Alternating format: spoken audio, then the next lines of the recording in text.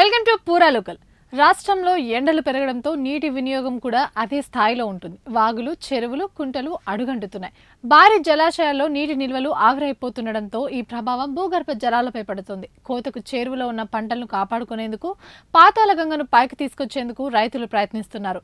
భూగర్భ జల వనరుల శాఖ నివేదిక ప్రకారం మార్చి నెల రాష్ట్ర సగటు నీటి పట్టం 9.91 మీటర్ల వద్ద నమోదైంది.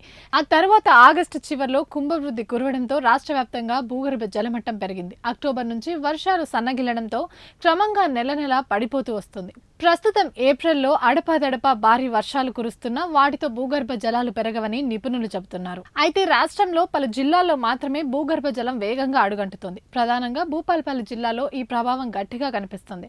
ఫిబ్రవరితో పోలిస్తే మార్చిలో ఏకంగా 6.24 మీటర్ల లోతుకు పడిపోయింది. సిద్దిపేట జిల్లాలో 2.62, సంగారెడ్డిలో 2.34, మేడ్చల్ మల్కాజ్గిరిలో 2.11 మీటర్ల లోతుకు చేరుకుంది. మెదక్, ములుగు, నిజామాబాద్, వికారాబాద్, కామారెడ్డి, జనగామ, హైదరాబాద్, భద్రాద్రి కొత్తగూడెం జిల్లాలోనూ నీటి మట్టం తక్కువగానే ఉన్నట్లు తెలుస్తుంది.